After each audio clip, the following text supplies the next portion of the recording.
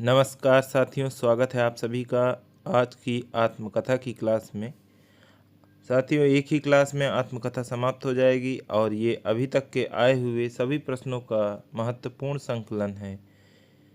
80% प्रश्न आपको किसी भी परीक्षा में जाएंगे तो आपको मिल जाएगा। बाकी के 20% प्रश्न इसी में से घुमा फिरा के आपसे पूछे जाएंगे। साथियों, निवेदन है अपना फीडबैक अवश्य दें और वीडियो को लाइक करें, चैनल को सब्सक्राइब अवश्य कर लें। आइए आत्मकथा के अंतर्गत देखते हैं पहला प्रश्न क्या है। यादों की बारात किसकी आत्मकथा है? जोश मलिहाबादी की है। विधा की दृष्टि से अस्ति और भवती कृति क्या है? आत्मकथा है। एक कहानी, यह भी आत्मकथा की लेखिका है मन्नू भंडारी। गालिब छोटी शराब किसकी आत्मकथा है? रविंद्र कालिया की है। मैं क्रांतिकारी कैसे बना आत्मकथा के लेखक हैं रामविलास शुक्ल। कौन सी कृति आत्मकथा है? अर्धकथानक।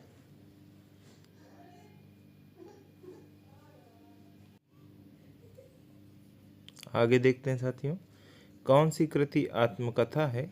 तो है अर्धकथानक। चतुरसेन शास्त्री की यादों की परछाइयाँ किस कथेतर गद्य विधा के अंतर्गत आती है? आत्मकथा के अंतर्गत। यादों की परछाइयाँ चतुरसेन शास्त्री की आत्मकथा है। मन्नू भंडारी की आत्मकथा है एक कहानी, यह भी। अन्य से अनन्या प्रभा खेतान की आत्मकथा है कहीं न जाए का कहिए। कहीं न जाए का कहिए आत्मकथा के लेखक हैं भगवती चरण वर्मा। चेहरे अनेक आत्मकथा है उपेंद्रनाथ अस्क की। झोपड़ी से राजभवन किस साहित्यकार की आत्मकथा है? माता प्रसाद की है। झोपड़ी से राजभवन माता प्रसाद की आत्मकथा है। क्या भूलूं क्या याद करूं के प्रारंभ में उत्तर प्रदेश के बस्ती जिले के किस गांव का उल्लेख है? अमोढ़ा गांव का। जिस विधा के द्वारा लेखक अपने बीते हुए जीवन का विवरण प्रस्तुत करता है उसे कहते हैं आत्मकथा। यदि किसी के बारे में कोई दूसरा उसकी आत्मकथा लिखे तो उसे जीवनी कहते हैं। ओम प्रकाश वाल्मीकि की आत्मकथा का क्या नाम है? जूठन। बनारसी दास जैन ने लिखी थी हिंदी की पहली आत्मकथा। नेताजी सुभाष चंद्र बोस द्वारा लिखित अपनी आत्मकथा का क्या नाम है? तरुण के स्वप्न। आत्मनिरीक्षण किसकी आत्मकथा है? सेठ गोविंद दास की है। हिंदी में दलित साहित्य की पहली आत्मकथा किसने लिखी? मोहनदास नैमिषारण्य ने। जूठन किस लेखक की आत्मकथात्मक कृति है? ओम प्रकाश वाल्मीकि की है। अपने अपने पिंजरे आत्मकथा के लेखक हैं मोहनदास नैमिषारण्य। मणिकर्णिका आत्मकथा है तुलसीराम की। मुर्दहिया किस लेखक की आत्मकथा है? तुलसीराम की। ये दोनों आत्मकथाएं इन्हीं की हैं। रसीदी टिकट इनमें से किसकी आत्मकथा है? अमृता प्रीतम की। मुड़ मुड़ के देखता हूँ यह राजेंद्र यादव की रचना है आत्मकथा विधा के अंतर्गत। आप हुदरी किस साहित्यकार की आत्मकथा है? रमणिका गुप्ता की। सच पूछो तो हास्य ही लेख का जीवन है।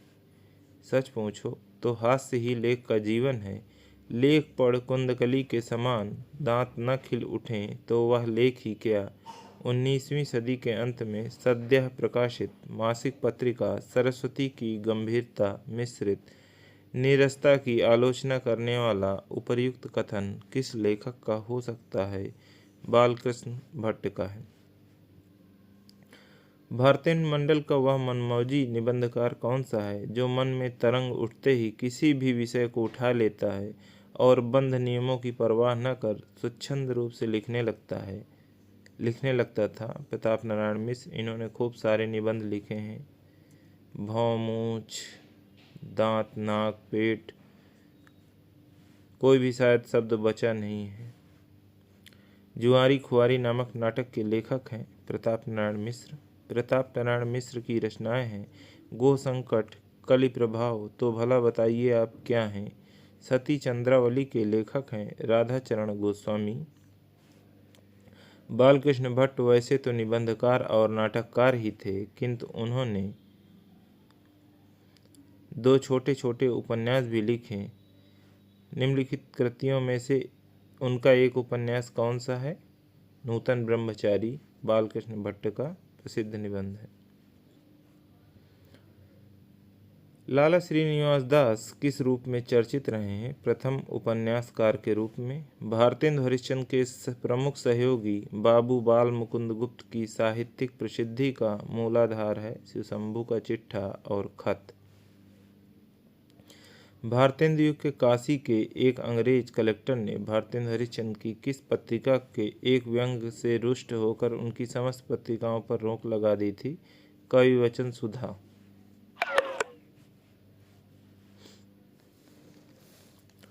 सन 1883 ईस्वी में प्रकाशित ब्राह्मण नामक पत्र के संपादक थे प्रताप नारायण मिश्र।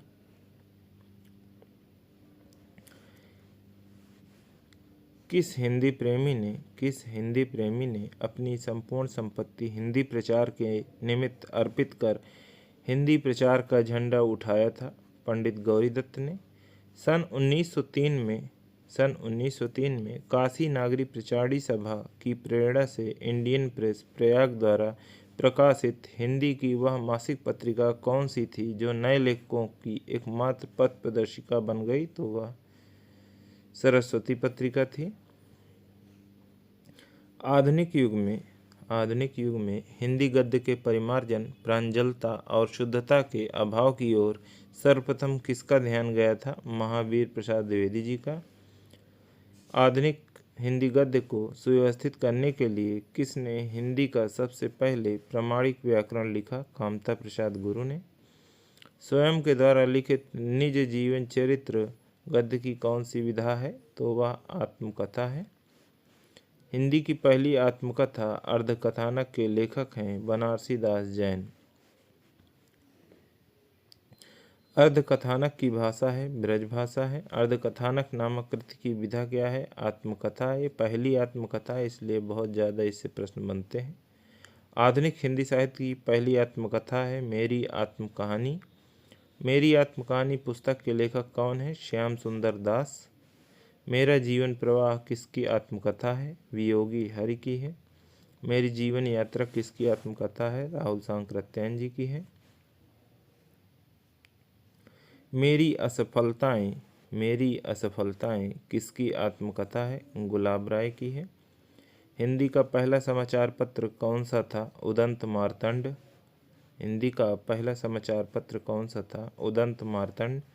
किस आलोचक ने बालकृष्ण भट्ट को हिंदी का स्टील कहा है? रामचंद्र शुक्ल ने कहा है। उदंत मार्तंड कहाँ से प्रकाशित होता था? कलकत्ता से। उदंत मार्तंड का संपादक कौन था? जुगल किशोर। किस वायसराय ने 1799 ईस्वी में प्रेस की स्वतंत्रता समाप्त कर दी थी? लॉर्ड वेलेजली ने। समाचार सुधावर्षण कहाँ से प्रकाशित हुआ? कलकत्ता से। कवि वचन सुधा मासिक पत्रिका का प्रकाशन वर्ष है 1868 ईस्वी। वुड घोषणा पत्र किस वर्ष प्रकाशित हुआ? सन 1854 ईस्वी में। सितारे हिंद किस लेखक की उपाधि है? राजा शिव प्रसाद की है। भारतेंदु मंडल में कौन शामिल नहीं है? मुंशी प्रेमचंद। रेल का विकट खेल नामक नाटक के रचयिता हैं बालकृष्ण भट्ट।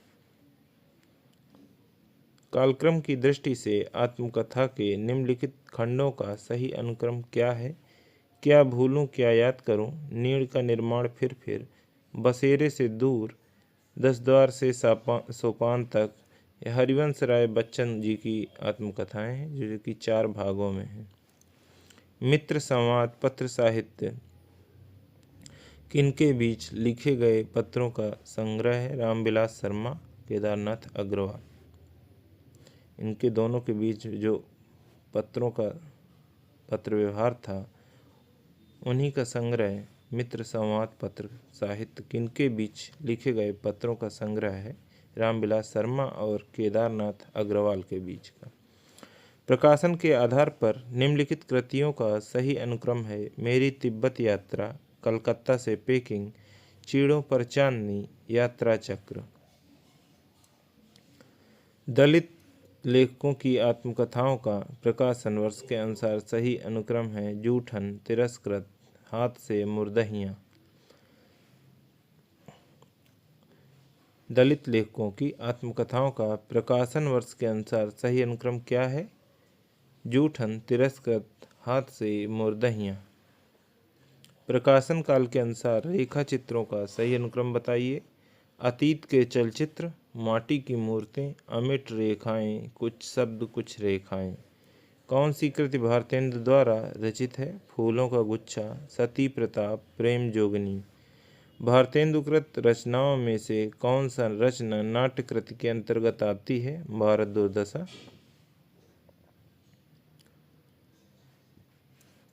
जिस प्रकार भारतेंदु की हिंदी को हरिश्चंद्री हिंदी कहा जाता है, उसी प्रकार किस अन्य लेखक के नाम पर हिंदी का ऐसा ही नामकरण हुआ तो वो प्रेमचंद जी हैं। हिंदी नई चाल में ढली सन 1873 ईस्वी। नई हिंदी के आरंभ के विषय में उक्त कथन किसका है? भारतेंदु हरिश्चंद्र जी का।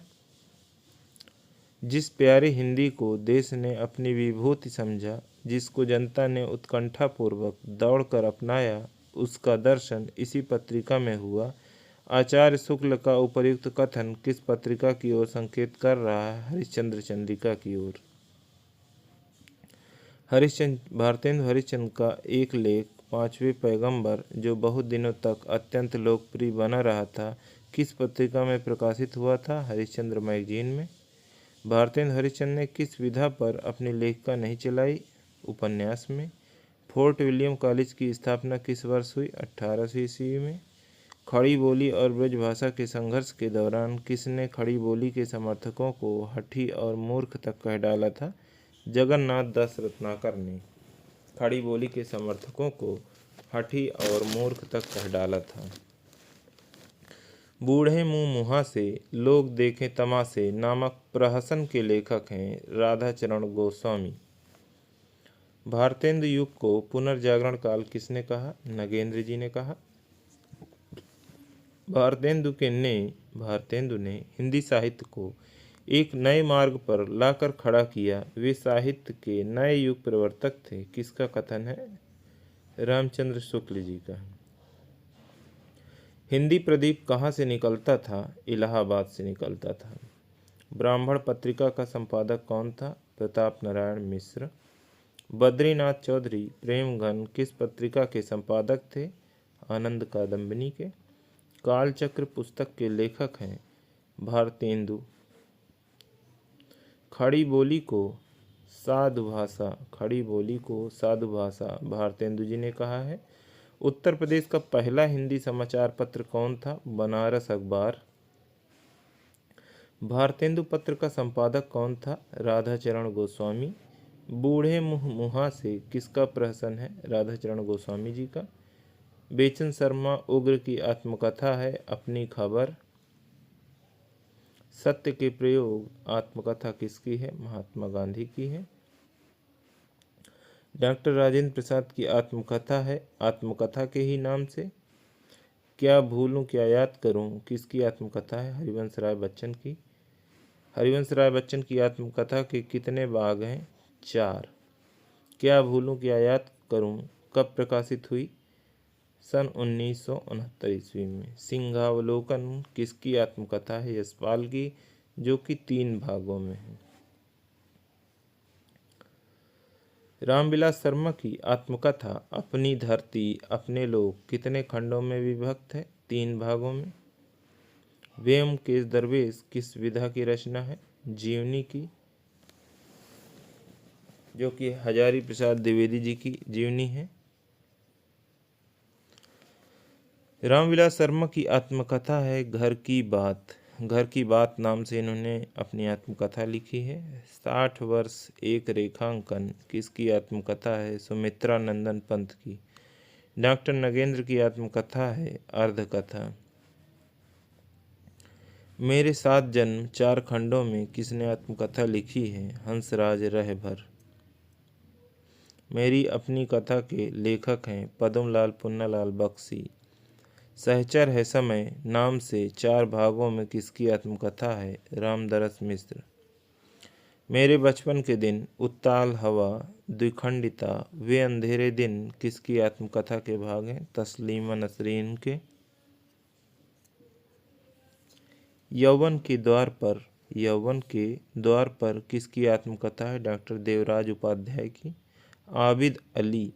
आबिद अली की आत्मकथा है मजदूर से मिनिस्टर। झोपड़ी से राजभवन तक के लेखक हैं माता प्रसाद।